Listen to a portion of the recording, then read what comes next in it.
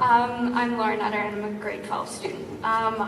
I would like to know what your vision for education in BC is, specifically what you're planning in regard to the BCN plan. Thanks. BC what? The BC what? The BC education plan. Thanks, Lauren. Also a great question. My vision for education and our party's vision for education is that we equip our students with the skills they're going to need in the world outside there. We're going to equip them with the skills that are going to help them build a prosperous future for their families and for this province.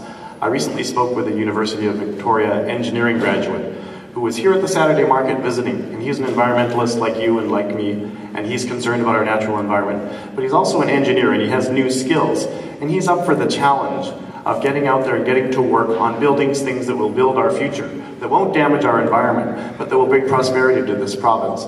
So I think we want to get behind people like that, who are up for that challenge, who are up for making British Columbia a world-leading place for environmental invention. This is the kind of thing that we can do in this province. We can be world-leading. We've taken things like the carbon tax, and we're the first people in North America to do that. We can lead the way, and it's going to be young people like you in education, fully supported by government with skills training and education in the tertiary institutions that are going to take us forward. So absolutely supportive of helping you get there. Thank you. Thank you.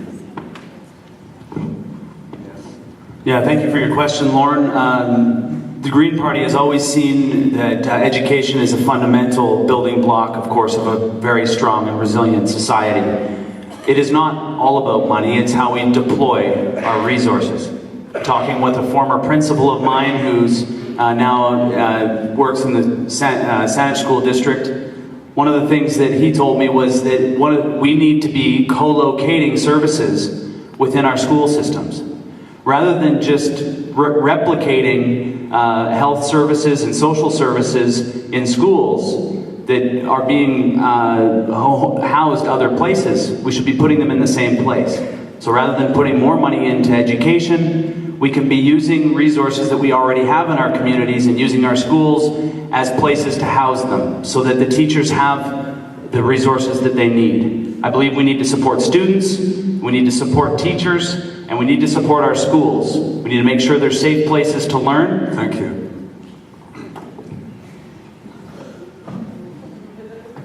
All right, once again, that's a great question.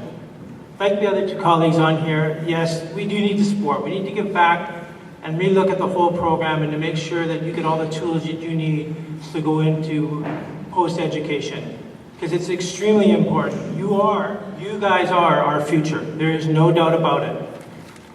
If you look at this, the demographics of this around you, it's an aging population, and we need the youth to carry on with for us. So if I'm there, I'm going to do my best to help you get the tools that you need for post-graduation. Thank you. Thank you. Gary? Thanks for the question. Both my daughters went to school here on Salt Spring, and one of them has just gotten their teacher's certificate, so this question hits home for me, as it does for most people. Look, it's fine, you know, the rhetoric around public education and the need for more resources, we all support that, I'm sure, personally. The question is, how are you actually going to do it? So I would really encourage you to look at the NDP platform, bcndp.ca. We're going to be spending substantial additional dollars on providing classroom supports, more teachers, teaching assistants, counselors, librarians, all of which are being cut by this Liberal government. We're also going to be investing substantial dollars in post-secondary skills and education training so that students can go through school and be trained for the jobs of the future. And so how are we going to do that? Well, we're actually going to increase taxes, which for the last decade have starved the provincial government from being able to fund supports like this.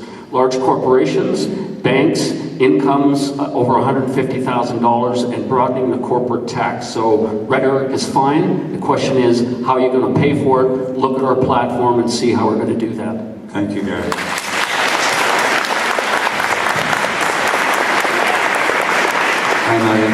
Hi. Thank you guys for being here and for bearing with me through all of this setup and whatnot. Fantastic job. Yeah, thank you. My question to you is, ferry transportation is a huge concern for Islanders and especially for youth. So if elected, how do you plan to ensure that ferry services become a more sustainable and affordable service? Thank you. Thanks, Maddie. First of all, I do have a problem with just kicking the problem 2 years down the road. I think even if you just hold the line on the fares at this point, it is going to mean an increase at some point down if we don't actually deal with the situation. I think that there is considerable need in investing in the infrastructure and the vessels that are, and this is a problem that the NDP government saw in the 90s and that the Liberal government saw in the 2000s, and so they decided to try to privatize it, and we saw that that didn't work.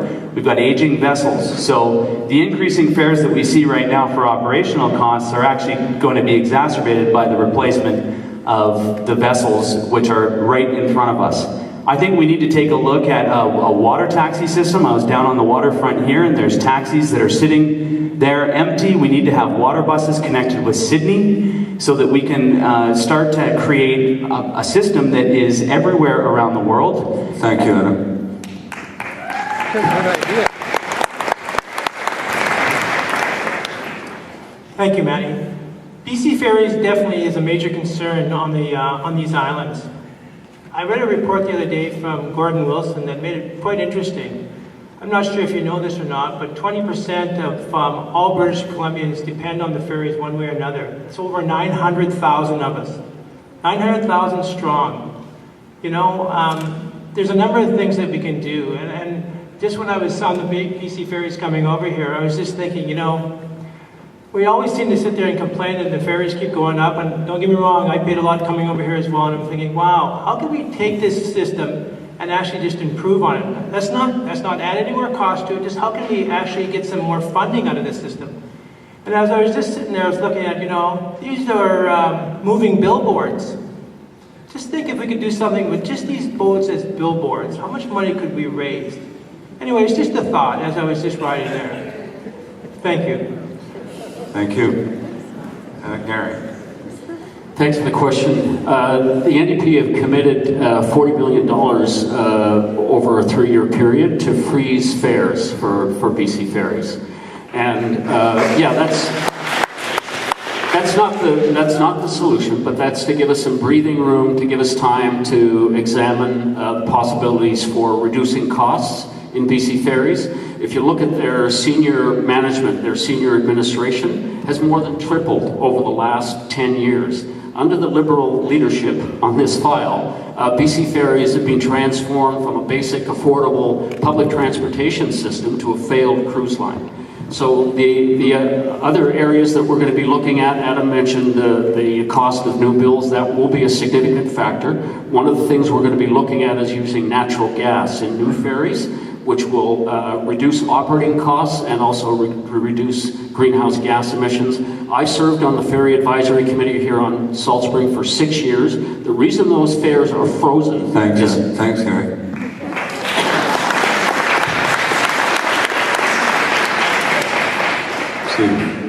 Thank you, Maddie, for what's probably one of our most controversial questions here on the islands.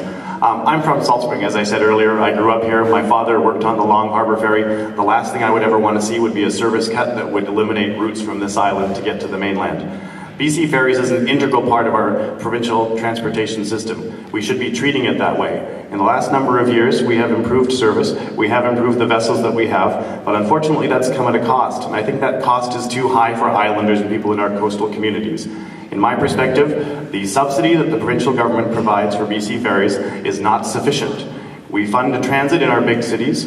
We also fund highways into the interior and to places like Whistler. For the people of these islands, the citizens, the residents, and the businesses, it's become too expensive.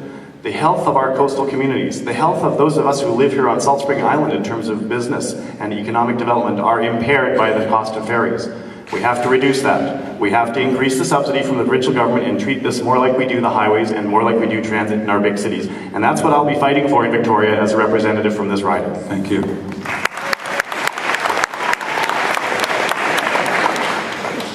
One more student question, and just before you start, as we're going to go immediately into questions from